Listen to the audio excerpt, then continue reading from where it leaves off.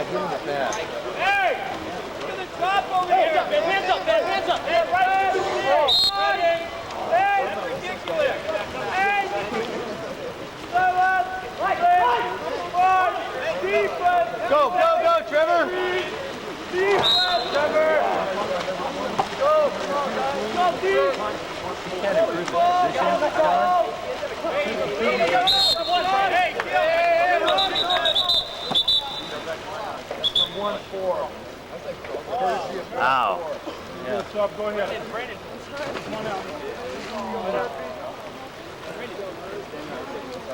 That's what's happening, Gil.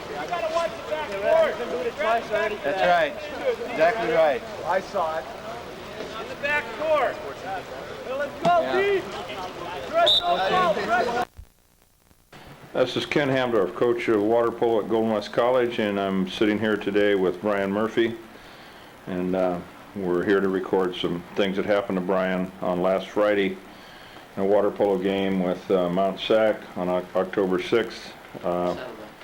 Excuse me, with Saddleback, Golden West and Saddleback. We had a resulting injury out of that game, and today is Tuesday, October 10th.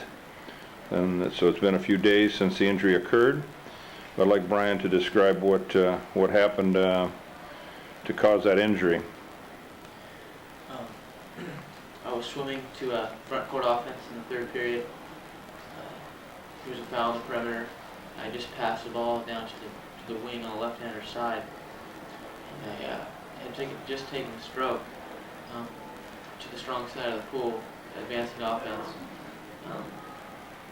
And number 14 on Saddleback, his name's Johnny Geiger, grabbed me by the back of my head and neck and pulled me underwater and brought me into his knee, causing massive trauma to my nose and face.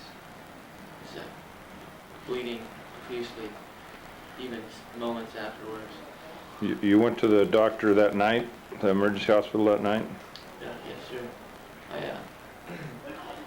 I stayed at the game and watched the rest of the game and on the bus ride home, and I got back about 3.5 hours later at my house, and my nose had still not stopped bleeding. It continued to bleed out of both nostrils. I figured there was a problem because any normal nosebleed would have clotted by then. So I didn't know if there was damage to the arteries or like to the vessels in my nose. So I went to the emergency room at about 7:30 that evening on Friday, and they decided that it wasn't a nosebleed at all. What it was is a cut that started probably 1/8 of an inch to 1/4 of an inch outside of my right nostril, continued up to the top of my nasal passage and opened up like a V. So realistically, the only part of the cut I saw was the tip of the iceberg, and the largest part of the cut was in the upper part of my nose. And what they had decided happened was when I was hit, I think a pressure wound, and it split the inside of my nose open, and the blood went back into the back of my nasal cavity, and they said that it probably was at least 100 cc's of blood in the back of my throat and nasal cavity, and it bled out of both nostrils, through the throat and both nostrils. There was blood clots sliding down my throat that I could feel and the doctors could see going down the back of my throat. I felt those since it happened, so for about 3.5, 4 hours until they tried to stop the bleeding from inside my nose. I had clots running down my throat into my stomach. What they did to stop the bleeding was they decided they had to put pressure or stitch the inside of my nose.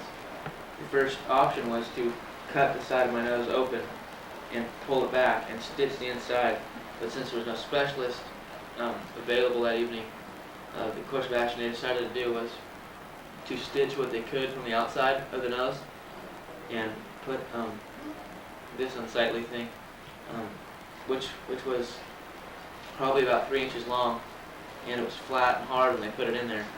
And they shoved it all the way into the top of my nose, and then drenched it with a saline solution, which caused it to inflate, and put direct pressure on the wound, trying to stop the bleeding.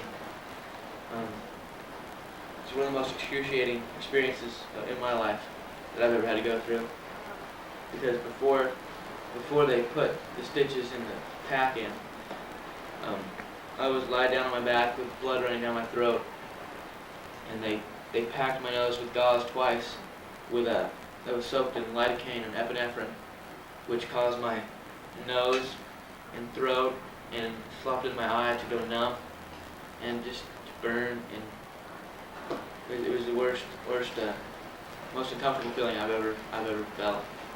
And then they gave me 4 shots of Novocaine in the wound in my nostril to numb it up for the stitches and to stop the bleeding. What's the long-range picture?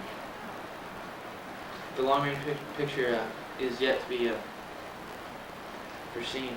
The doctors, I went to a specialist on Monday, ear, nose, and throat doctor, and he said that if the cartilage is indeed fractured, or otherwise, it could have bone spurs grow off of it, which could cause me to not be able to breathe out of one or more of my nostrils, in which case I'd have to have surgery on my nose and have the filings, have to have the bone spurs filed off my inside of my nose in order for me to breathe.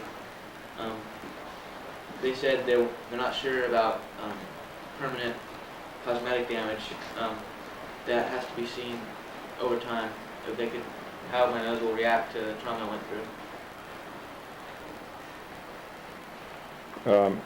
Are you aware that we would like to send a copy of this to their coach so that he understands what the extent of the injuries are? Yes, sir. And you're okay with that? Yes, sir. Okay. Well, we'll finish this up then, and it's an unfortunate incident, and hopefully something good will come out of it.